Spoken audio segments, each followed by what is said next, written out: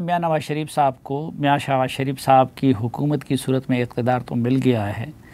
لیکن ان کی پارٹی کے بڑے دیرینہ ساتھی اور ان کے قریبی رفقا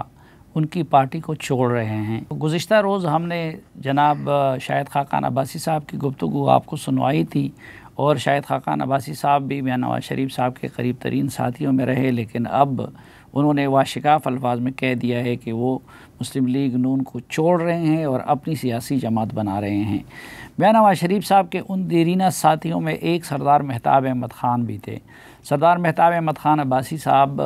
مسلم لیگ نون کے مرکزی کمیٹی کے رکن رہے، خیبر پختونخوا کے صدر رہے،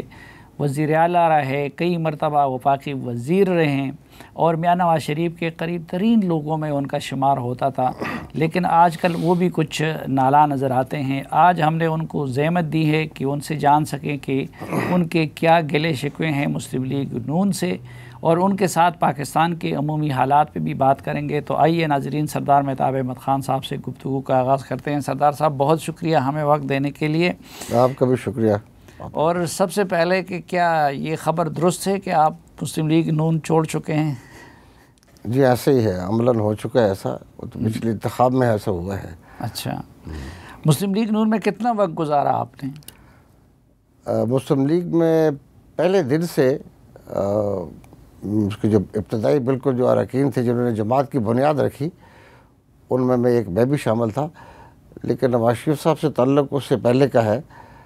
اور اس وقت سے جب کہ وہ وزیر اعلیٰ پنجاب تھے، اور ہم نے ان کا پہلا جلسہ پاکستان کی قومی سیاست میں ان کو داخل ہونے کا جو پہلا موقع تھا وہ ایبٹ آباد میں ہم نے پروگرام کیا تھا، اور وہ میری دعوت پہ آئے تھے، وہاں پر اور بھی ہمارے ساتھی تھے۔ تو جلال بابا کی یاد میں ہم نے ایک پروگرام کیا تھا، جو ہمارے تحریک پاکستان کے ایک بڑے نامور وہاں پہ شخصیت رہے ہیں، اس پہ آئے تھے، اور وہ پہلا پروگرام تھا۔ وہیں سے پھر ان کا قومی سطح کے اوپر میاں صاحب نے وہاں سے آغاز کیا، اور ہم نے بڑے ایک سوچ سمجھ کے ان کو وہاں پہ انٹروڈیوس کیا تھا۔ ہمارا خیال تھا کہ پاکستان میں ایک نئی قیادت کی ضرورت ہے، اور نواز شریف صاحب پنجاب سے تعلق رکھتے ہیں، اور وہ بہت متبادل جو قیادت ہے وہ مہیا کرنے کی پوزیشن میں تھے۔ تو اس لحاظ سے بڑے ایمبیشیس تھے، میں خود بھی بڑا ذوق رکھتا تھا اور شوق بھی رکھتا تھا، ایک جذبہ بھی تھا۔ تو ایسے پھر جب مسلم لیگ کی بنیاد رکھی گئی تو میں پھر اس پہ پہلے دن سے شامل تھا۔ اچھا، تو یہ اتنی طویل رفاقت کیوں چھوڑنی پڑی آپ کو؟ ظاہری بات ہے یہ فیصلہ اتنا آسان تو نہیں تھا۔ دیکھیے یہ بڑا مشکل کام تھا، بڑا مشکل ہوتا ہے۔ دیکھیے ہماری کوئی ناراضگی ذاتی نہیں ہونی چاہیے، نہ ہوتی ہے۔ آج بھی میں میاں نواز شریف صاحب کو بہت احترام کرتا ہوں، اور وہ ہمارا ایک ذاتی تعلق ہے، احترام کو وہ رہے گا، لیکن جہاں تک میں سمجھتا ہوں کہ پاکستان کی قومی سیاست کا تعلق ہے، اور آج پچھلے 38 سال کی سیاست کے بعد جب میں دیکھتا ہوں تو پاکستان پہلے سے زیادہ زمین کے اندر دھنس چکا ہے۔ ساری دنیا کی قومیں ترقی کر رہی ہیں، ہمارے پڑوس میں بنگلہ دیش ہے، ہندوستان ہے، یہ بڑے ترقی یافتہ ملک ہو چکے ہیں، لیکن ہم نے تنزل کا راستہ اختیار کر لیا، اور ہم اس کے مجبور ہیں۔ تو میں بڑا مایوسی کے عالم میں ہم نے یہ کام کیا، کیونکہ ہم سمجھتے تھے کہ نواز شریف صاحب کو اس ملک کے چاروں صوبوں میں بڑی پذیرائی ملی ہے۔ وہ کوئی بہت روایتی سیاستدان نہیں تھے، وہ کوئی ایک سیاست کا پیچھے اپنے بڑا سرمایہ لے کر نہیں آئے تھے، یہ ان کی بڑی محنت تھی، بڑی کوشش تھی، اور اس پہ آپ کو پتہ ہے کہ پاکستانی سیاست میں کافی دفعہ کمپرومائزز بھی کرنے پڑتے ہیں، جو آپ سمجھتے تھے کہ ان کو کرنے چاہیے۔ مثلا اپنی سیاست میں قدم جمانے کے لیے انہوں نے پاکستان کی جو وہ تمام علاقائی سیاسی جماعتیں ہیں ان کے ساتھ کمپرومائزز کے لیے بھی ہم نے ان کو مائل کیا، ادھر آئے،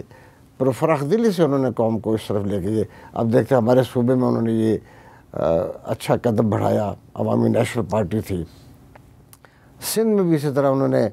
جو وہاں کی نیشنلسٹ پارٹی تھی ان کے ساتھ تعلق رکھا، بلوچستان میں بھی اسی طرح سے بڑی قریب گئے وہ لوگوں کے، وہ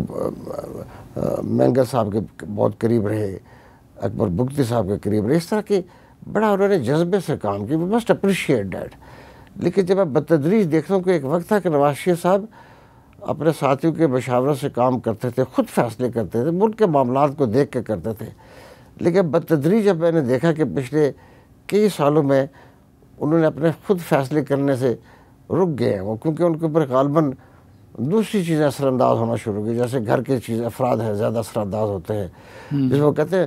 پریگمیٹک پالیٹکس جو ہے نا وہ زیادہ اثر انداز ہونا شروع ہو گئی، عملی سیاست جس کو کہتے ہیں، کیونکہ ہم لوگ تو ذرا آئیڈیلسٹک بھی تھے اور نواز شریف صاحب کو بھی ہم نے اس راستے پر رکھا ہوا تھا، لیکن بہرحال بڑا نقصان ہمارا ہوا، قوم کا نقصان ہوا۔ یہ سیاسی جماعتیں سادہ الفاظ میں اس سے مراد یہی ہے کہ مریم نواز صاحبہ کا زیادہ اثر ہو دے۔ دیکھیے میں کسی پہ بات کرنے کی مجھے شاید مناسب نہیں ہوگا، لیکن خالی کسی ایک فرد کا نام نہیں، بہت لوگ ہیں، اس میں بڑا انفلوئنس ہے۔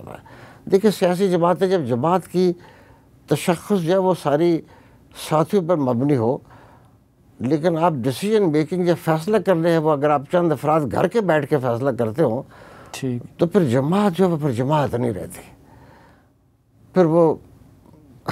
لمیٹڈ کمپنی بن جاتی ہے۔ لمیٹڈ کمپنی بن جاتی ہے، لیکن عام تاثر یہ ہے اور ان کی طرف سے بھی یہ الزام لگایا جا رہا ہے کہ خیبر پختونخوا میں آپ لوگوں کے دور میں مسلم لیگ زوال کا شکار ہو گیا، اور پھر چونکہ انہوں نے متبادل لوگوں کو قیادت دے دی تو اس سے آپ لوگ ناراض ہو گئے۔ نہیں، ایسا بالکل بھی نہیں ہے، ہم نے کوئی ناراضگی نہیں کی، لیکن میں یہ بات ریکارڈ کے بنیاد پہ تو ہم بات کر سکتے ہیں کہ جب تک میں خود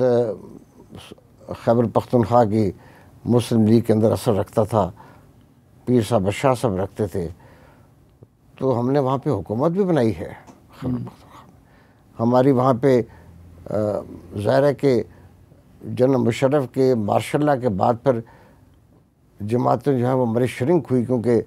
نواز شریف صاحب اور پوری قیادت جو ہے وہ ملک سے باہر چلے گئے جب وہ، تو وہ بڑا تنزل کا وقت تھا، ہماری انحطاط بھی تھا، اس میں ہمیں خاص ابتلا کا زمانہ تھا، تو اس میں ضرور اثر پڑا۔ لیکن پھر بھی میں آپ کو یہ ریکارڈ کی بات آپ کو بتانا چاہتا ہوں کہ 2008 کے انتخاب سے لے کر 2013 کے انتخاب تک ہماری صوبائی اسمبلی میں 18-20 کے قریب ہماری سیٹیں ہمیشہ رہی ہیں، کم نہیں تھی یہ اس مشکل وقت میں بھی، جبکہ ہماری قیادت بھی یہاں نہیں تھی۔ تو پھر قومی اسمبلی میں بھی ہماری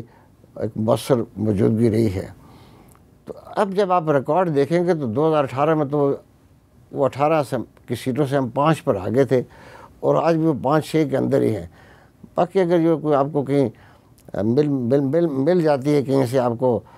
غیبی امداد سے، تو پھر میں اس کے بارے میں تو کچھ نہیں کہہ سکتا، لیکن حقیقی ہم تو الیکشن لڑ کے آتے تھے اور الیکشن لڑا جاتا تھا۔ تو ایسا میں بالکل اپنے پورے یقین سے کہتا ہوں کہ مسلم لیگ کو اب تباہی جو آئی ہے وہ اب اس کو اٹھنے کا امکان ختم ہو رہا ہے۔ میں نہیں سمجھتا کہ ہمارے صوبے میں مسلم لیگ کا کوئی فیوچر بھی اب رہ گیا ہے۔ اس کو اپنے ہاتھوں سے دفن میں نہیں دیکھنا چاہ رہا تھا، اس لیے ہم نے اعلیٰ اختیار کر لی، کیونکہ ہم اپنی جماعت کے فورم پہ اس کا ذکر کرتے رہے، بارہا کرتے رہے کہ ہمارے حالات اچھے نہیں ہیں، آپ اس کو غور کریں، دیکھیں، لیکن پھر کوئی سنتا نہیں تھا۔